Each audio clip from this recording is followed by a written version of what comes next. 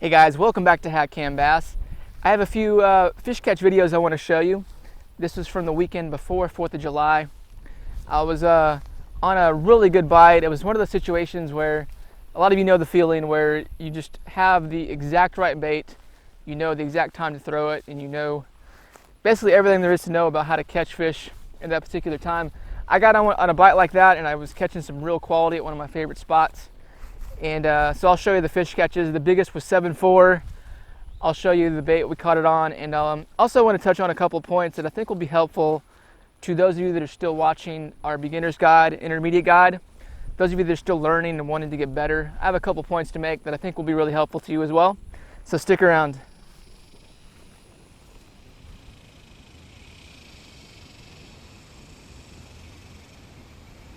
There's one.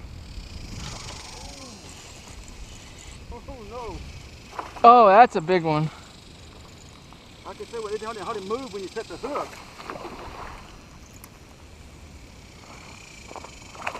That's a big one right there. With scales? Yeah.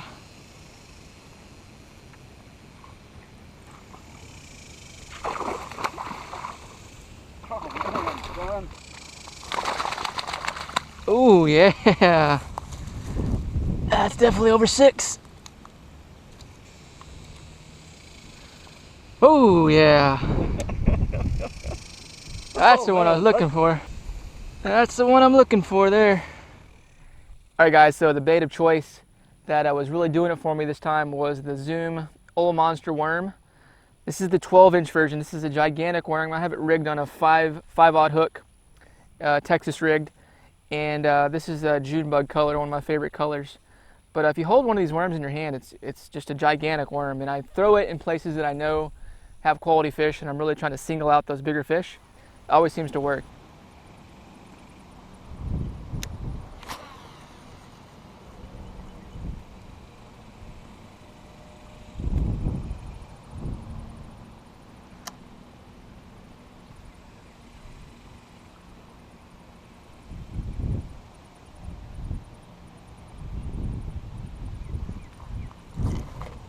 Oh man, that's a good one. Oh, golly. Man.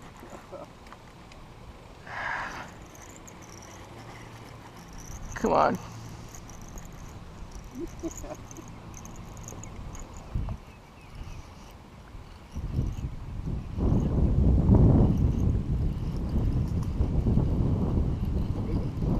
Don't know yet, coming right at me. Oh yeah.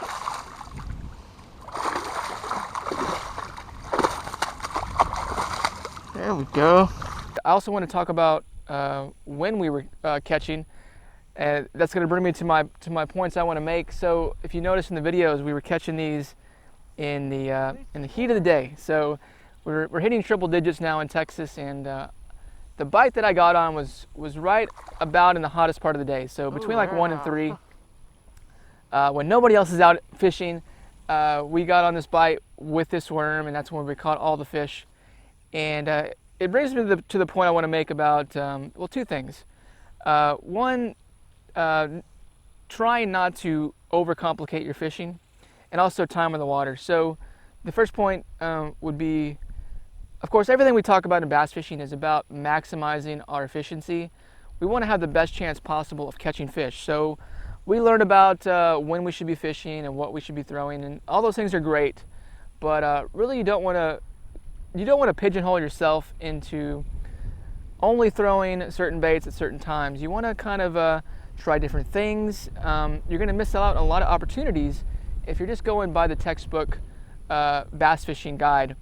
So when nobody else was out here fishing or wanting to fish at that time of the day, we were out here catching quality fish, really nice fish, and getting a lot of good bites. And that brings me to the next point about time on the water. So it's not just that I magically knew or got lucky about when to throw this bait. I've spent enough time at this particular body of water, and I know a lot of you do the same thing with your local body of water. You have that local spot that you fish a lot. The more you fish it, the more time on the water you spend at a spot, the better you're going to get. So with that particular bite, in the heat of the day. I've caught fish at that time of the day before. I've spent a decade here at the spot fishing it, so I know all the little nuances, and you're going to learn all the little nuances of your spot as well if you put time in the water. So the saying I always tell people, and what was taught to me, was you can't catch fish if you don't go fishing. So you may think that a particular time of the day is not going to catch you fish, but you're never going to find out unless you actually go out there and try it. And time on the water, there's no substitute for time on the water. The more casts you're making, the more hours you're putting in on a spot, the better you're going to do in the long run. And eventually you're going to find out all the little nuances, the pieces of cover, the structural features of a lake or pond, and what the fish like and when they like it. All that comes with time in the water. So never forget that there really isn't a substitute for just being out on the water making casts and giving it your best shot. Thanks so much for watching, guys. Hit the like button if you enjoyed the video.